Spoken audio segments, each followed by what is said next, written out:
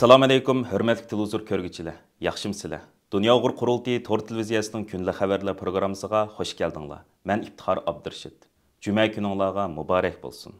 Hörmətli görürmənlər, tövəndə diqqətinizlər günlük xəbərlər proqramımızın təfsilatı bolsun. 23 may gündən etibarən Latin Amerika dövlətlərinə qaratqan 2 həftəlik xidmət ziyarətini Braziliyadan başlayan Dünya Uyghur Qurultayının rəisi Dolqun Eysa, Qurultay İcraiya Komitetining raisi, Uyghur Kishilik Huquq Qurilishining direktori Ömer Qanat, Qurultayning bayonotchisi va Qurultay ayollar komitetining mudiri Zumratay erkinlarini tarkib topgan Qurultay heyeti 25 may kuni Braziliya parlamenti bilan Braziliya Tashqi ishlar ministrligini ziyorat qilib, bir qism parlament a'zolari va Tashqi ishlar ministrligining munosabatlik mas'ul xodimlari bilan Uyg'ur masalasi haqida suhbatlar ilib bordi.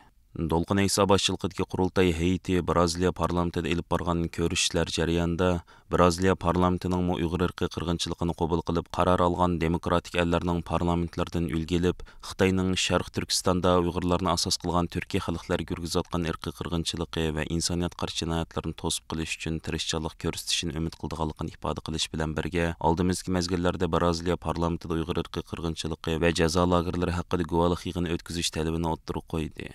Braziliyada Uyg'urlar masalasining ancha to'nilib ketmaganligini ifoda qilgan parlament a'zolari Qurultay heyetidan Sharq Turkiston va Uyg'urlar haqida ko'plagan savollarni so'radi. Qurultay heyeti Braziliya parlament a'zolarining turli savollariga astoydillik bilan javob berish bilan birga, Kommunist Xitoy hokimiyatining Sharq Turkistonni ishg'ol qilgan 1949-yildan buyon Uyg'urlarga yurgizib kelgan besim, zulm, bostirish, talon-taroj, assimilyatsiya qilish, majburiy dinsizlashtirish, majburiy tug'mas qildirish qatorliq siyosatlarning izchil davom qilib kelganligini va Xitoyning bu xil bostirish siyosatlarining taraqqiy qilib 2017-yilga kelganda zo'r ko'lamli irqiy qirg'inchilikqa aylanganligini eslatib o'tish bilan birga, hozir qadar Amerika hukumati, Yevropa parlamenti va Angliya, Irlandiya, Gollandiya, Fransiya, Belgiya, Chexiya, Kanada, Litvaniya parlamentlarining Uyg'ur irqiy qirg'inchiligini qabul qilib, maxsus qaror qabul qilganligini, Braziliya parlamentining xalqaro bu safga qo'shilishni orzu qilganligini ifoda qilishdi. Orqadan Dolqun Eysa boshchiligidagi Qurultay heyeti Braziliya Tashqi ishlar ministrligini ziyorat qilib, Tashqi ishlar ministrligining ba'zi amaldorlari bilan ko'rishib suhbat ilib bordi. Qurultay heyeti Braziliya Tashqi ishlar ministrligining munosabatli amaldorlariga Kommunist Xitoy hokimiyatining Sharq Turkistonda Uyg'urlarni asos qilgan Turkiya xalqlariga yurgizayotgan irqiy qirg'inchiligi va insoniyat qarshi jinoyatlari, xalqaro jamoatchilikning Xitoyga qaytargan inkaslari, chet ellardagi Uyg'urlarning ahvoli, Dünya Uyghur Qurultayının barlıq kelish jarayoni va uning xalqaro sahnalarda ilib berayotgan faoliyatlar qatorliq keng mazmunlarda tafsiliy ma'lumot berish bilan birga, BDTning 2022-yil 8-oyda e'lon qilgan dokladida Xitoyning Sharq Turkistonda insoniyat qarshi jinoyat ishlash mumkinchiligining borlig'ini ko'p taraflamlik dalil isbotlar bilan tafsiliy o'rin olganligini, 2022-yil 11-oyda BDT irqiy ayrimchilikqa qarshi turish komiteti xalqaro jamoatchilikning Uyg'urlarga yurgizilayotgan vahshiylikni to'sib qilish uchun harakatga chaqirib qaror e'lon qilganligini, BDTning 40dan ortiq dokladchi xodimining 2020-yildan buyon orqa-orqadan 3 qatim o'rtaq bayonot e'lon qilib, BDTni Xitoyning Sharq Turkistondagi jinoiy qilmishlar haqida tekshirish ilib berish chaqirganligini, 2021-yil 12-oyda Uyg'ur sud kollegiyasi Xitoyning Sharq Turkistonda Uyg'urlarni asos qilgan Turkiya xalqlariga qartatgan qilmishlarining irqiy qirg'inchilik va insoniyat qarshi jinoyat ekanligi haqida xalqaro qonun tartiblar bo'yicha rasmiy hukm chiqarganligini, Amerika Davlat Majlisida Uyg'ur kishilik huquq qonuni bilan Uyg'ur majburiy emkining oldini olish qonuni ma'qullanib rasmiy ijro qo'yilganligini, BDTda 50 dan ortiq davlatning birlashma bayonot e'lon qilib, BDT kishilik huquq kengashi yig'inida Uyg'urlar masalasini maxsus muzokaraga qo'yishni talab qilganligini eslatib o'tdi. Va Braziliya hukumatining o'zining xalqaro majburiyatlarini ado qilib, Xitoyning Uyg'urlar ustidan yurgizayotgan vahshiyliklarga qarshi o'zining maydonini ochiqcha bildirishini va Uyg'ur irqiy qirg'inchiligiga qarshi shakllangan xalqaro birlik safdan o'rin olishini umid qilganligini ifoda qilishdi. Dolqun Eysa boshchiligidagi Qurultay heyeti 23 may kuni Sao Paulo shahrida Braziliyada aktiv faoliyat ilib berayotgan kishilik huquq tashkilotlari va ommaviy guruhlarning vakillari bilan 24 may kuni bo'lsa Braziliyaning poytaxti Brasiliya shahrida Braziliya federal advokatlar uyushmasi rahbarlari bilan uchrashib suhbatlar ilib borgan edi. Amerika Davlat Majlisi qarmog'idagi Amerika Xitoy strategik raqobat favqulodda komiteti tomonidan 24 may kuni o'tkazilgan Xitoy hukumatining Uyg'urlarga yurgizayotgan irqiy qirg'inchiligi va Tayvan bo'g'izidagi tahdidga munosabatli ikki dokladni ovoz qo'yish yig'inida Uyg'ur irqiy qirg'inchiligini to'xtatish uchun Amerika hukumatiga 6 turli taklif sunildi. Mazkur yig'inda Uyg'ur irqiy qirg'inchiligi haqidagi doklad to'liq ovoz bilan ma'qullikdan o'tdi. Tayvan bo'g'izida qo'zg'alish ehtimollik bo'lgan to'qinishga taqobil turish haqidagi dokladmi komitet a'zolari tarafidan birdek ma'qullandi. Uyg'ur irqiy qirg'inchilik haqida tayyorlangan 13 betlik dokladga mazkur dokladning tayyorlanishiga hissa qo'shgan Uyg'ur kishilik huquq qurilishiga rahmat aytildi va Dunyo Uyg'ur qurultiyi ijroiya komitetining raisi va Uyg'ur kishilik huquq qurilishining direktori Ömer Qanat apandimning Sharq Turkistonda yuz berayotgan vahshiyliklar oldida siyosatchilar Xitoyning irqiy qirg'inchilik siyosatining davom qilayotganligini va uning kundan kunga zo'rayib berayotganligini tonib yetish kerak degan so'zlarga o'rin berildi. Mazkur dokladda Amerika Xitoy strategik raqobat favqulodda komiteti 24 mart kuni o'tkazgan Qalbi Nur Sadiq va Gulbahor Xotivaj qatorliq lager shohidlari va munosabatli mutaxassislardan guvohlik berish yig'inida to'plangan materiallar asos qilingan. Dokladda Xitoy hukumatining Uyg'urlarga qarta yurgizgan jinoyatlari nihoyat tafsiliy ko'rsatilgan va bu qirg'inchilikni to'xtatish uchun taklif va tavsiyalar o'ttirib qo'yilgan. Mazkur komitetning raisi Mike Gallagher yig'in jarayonida so'z qilib mundaq dedi: İki partiya birleşip Amerika Davlat Meclisining irqiy qirg'inchilikqa qarshi turadiganligini bildirayli.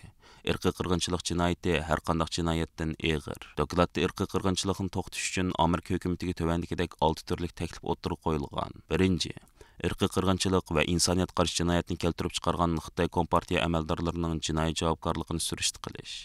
Ikkinchi, irqiy qirg'inchilikning qurboni bo'layotgan Uyg'urlar uchun har turli diplomatik tirishchiliklarni kuchaytirish. Mazkur moddada Amerika hukumatining Erkin Osiyo radiosini o'z ichiga olgan Uyg'ur irqiy qirg'inchiligini xalqaro to'ntayotgan organlarga qarta hukumat programmalarining kuchaytirilishi kerakligi tilga ilingan. Uchinchi, Amerika hukumatining Uyg'ur majburiy emgaki orqali ishlab chiqarilgan mahsulotlarni import qilishni cheklash qonunini ijro qilishni kuchaytirish.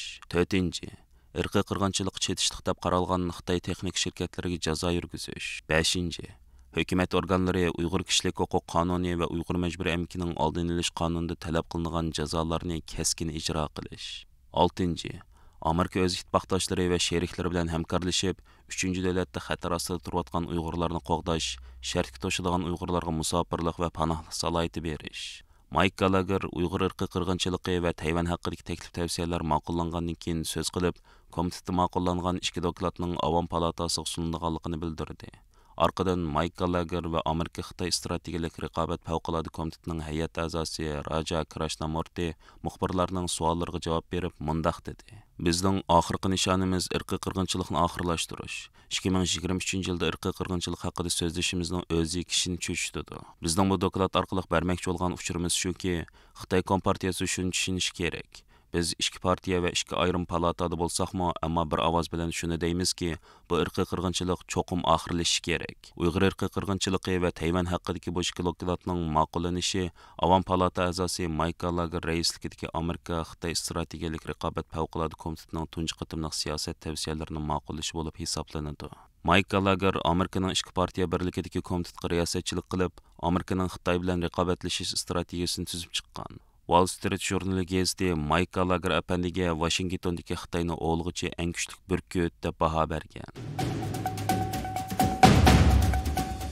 Şinjan saqçı hüccetleri aşkarlanğanlığının bir yıllık münasibeti bilen Uyghur Kişilik Hukuk Quruluşu 5. ayının 25. günü Şinjan saqçı hüccetleri ve onun bir yıldan bu yan Uyg'urlarga ko'rsatgan ta'sir haqida to'r suhbat o'tkazdi. Uyg'ur Kişilik Hukuk Quruluşuning tashqi munosabatlar direktori Toshkent Davlat apandimning riyosatchiligida o'tkazilgan muhokama yig'inida Dunyo Uyg'ur qurultiyining muavin raisi va Uyg'ur Kişilik Hukuk Quruluşuning tadqiqotchisi Zubayra Shamsiddin, Amerikadagi tanilgan advokat va kishilik huquq tadqiqotchisi Dr. Tongbiao, Turkiyadagi Uyg'ur siyosiy faoliyatchi Javlan Shirmamat, mustaqil jurnalist va tadqiqotchi, BBC'de e'lon qilingan va zo'r ta'sir qo'zg'agan Şinjan saqchi hujjatlari jazo lagerlaridagi Uyg'urlarning Simasi nomli programmaning asosli tashkilotchisi Nerola Elim qatorliqlar yuqorqi temalarni cho'rdigan asosda o'zlarining qarashlarini o'ttirib qo'yib o'tdi.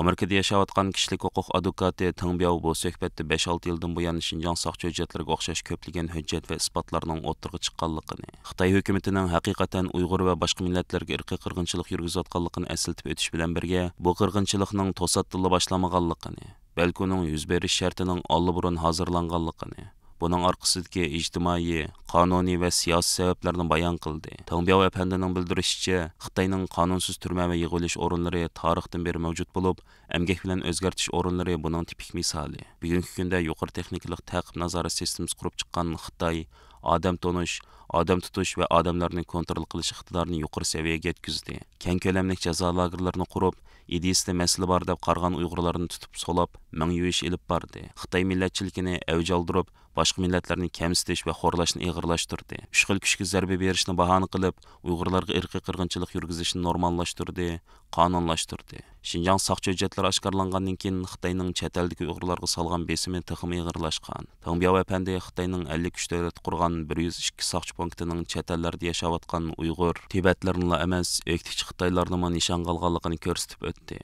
Shundaqla Xitoy hukumatining chet ellarga yolg'on saqt uchur tarqitishi, Uyg'urlarga viza bermasligi, vizasini qoral o'rinda foydalanishi, vatan quruq tuqqanlarni go'riga ilib olishi, chet elga jasus qo'yishi, odam tutishi, oylab yillab qamab qo'yishi, qiynishi, hatto o'ltirib etishigacha bo'lgan ko'p xil jinoyatlarni tilga oldi. Bu suhbatga qatnashgan Nerola Elim Sharq Turkistondagi irqiy qirg'inchilik jinoyatiga qatnashgan siyosiy qonun va jiqiy sistemistik shaxslarning bu ig'ir javobgarlikdan qechib qutula olmaydiganligini eskartib, mundaq dedi. Davlatning qo'li bilan o'tkazilgan jinoyatda shaxslarmi javobgarlikdan qocholmaydi. Faqat ma'lum rahbar yoki ma'lum organni jazolab qo'yish bilan masalani hal qilg'ili, irqiy qirg'inchilikni to'xtatqili bo'lmaydi. Şinjan saqchi hujjatlarida ziyonkashlik uchirg'uvchilarning uchurlari emas, saqchilarning uchurlari oshkorlangan. Biz buningdan qaysi saqchining qaysi deyilg'i mas'ul bo'lganligi va kimlarga ziyonkashlik qilganligini bila olamiz. G'arb davlatlari hukumatlari bu saqchilarning boshliqlari va idoralarga konkret jazo yurgizishi kerak. Tongbiao apandi vaziyat ancha cho'ng o'zgarish bo'lmaganligini, Xi Jinpingning mustabid millatchiligi va buning ta'sirida chet eldagi Xitoylarning Uyg'urlar uchrayotgan irqiy qirg'inchilik parvosiz qarayotganligi, aslida buning millat ayirmaydigan insoniy vijdon masalasi ekanligi haqida to'xtaldi. Nerola Elim Uyg'urlar uchrayotgan majbur emgak zulmining yanada davomlashayotganligi, Amerikadan boshqa yerda majbur emgak mahsulotlarining yanada setilayotganligi haqida to'xtaldi. Birleşken Devletler Teşkilatı Kişilik Hukuk Kengesinin Ali Komissari Volker Türk'nің 24 may günü BDT'nin Cenve ştabıda çağırılgan muhbirlerini kütüveliş yığınında irqiy qirg'inchilik uchrayotgan Uyg'urlar haqida bir egizm söz qilmasligi kişilik hukuk teşkilatlarının tanqidiga uchurdi. Birleşken Devletler Teşkilatı Kişilik Hukuk Kengesi Ali Komissarlığının tor betida e'lon qilingan bu vaqtdagi ma'lumotlarda ko'rsatilishicha, Volker Türk Dünya Kişilik Hukuk Kitapnamesi e'lon qilinganligining 75 yillik xotirasida izchil har qaysi hukumatlarni o'zlari imzo qo'ygan kişilik hukuk kitapnamesidagi moddalarni ijro qilishga chaqirgan. Shuning bilan birga Kişilik hukuk oliy kengashi qurilganligining 30 yillik xotirasida dunyoning har qaysi joylaridagi ishxon sonining asldagi ichki ishxondan 94 ketganligini tilga olgan. Ammo bu vaqtdagi ahvollar to'g'risida so'z bo'lganda, biz bu ishxonlarni taxim zo'r darajada kengaytirishga hamda buni amalga oshirishga lozimlik mablag'i ehtiyojliq. Bizning nishonimiz dunyoning hamma yerida kişilik hukuk ishxonasi ta'sis qilish degan. Volker Türk öz sözüde dünyadaki kişilik hukuk depsençilik bilen şug'ullanayotgan asosli davlatlarning hammasini bir-birlab tilga olgan bo'lsa-mu, ammo navbatda irqiy qirg'inchilik qilayotgan Xitoy hukumati hamda ularning bostirish obyekti bo'layotgan Uyg'urlar haqida bir egizmi so'z qilmagan. Siyosiy kuzatuvchilar bu holni Xitoy hukumati g'oyat zo'r iqtisodiy kuch sarf qilish badaligi yillardan buyon davom qilayotgan BDT'ni kontrol qilish harakatining bevosita natijasi deb qaramoqda. BDT Kişilik Hukuk Kengesi ana shu tariqada Xitoyning yanchqidagi o'yinchoq bo'lib qolganlikdan sobiq prezident Donald Trump davrida Amerika hukumati buningga norozilik bildirib, o'zlarining Kişilik Hukuk Kengesidagi a'zolik salohiyatidan voz kechgan edi. Gerçi Birleşken Devletler Teşkilatı Kişilik Hukuk Kengesining oliy komissari Volker Türk o'tgan yil vazifaga o'ltirgandan buyon Dunyo Uyg'ur qurultayining raisi Dolqin Ayso boshchiligidagi qurultay hay'ati bilan bir qancha qatim ko'rishgan bo'lsa-mu, afsuski Uyg'ur irqiy qirg'inchilik masalasida ochiq ifoda bildirishdan o'zini qochirib kelgan edi. Hörmətli görürmənlər, yuqorida diqqətinizə günlük xəbərlər proqramımızın təfsilatını sunduq. Keng qitimliq sanımızgacha ko'rishkicha aman bo'lgaysizlar. Stansiyamizning YouTube kanaliga a'zo bo'lishni unutmang. Xayr xo'sh.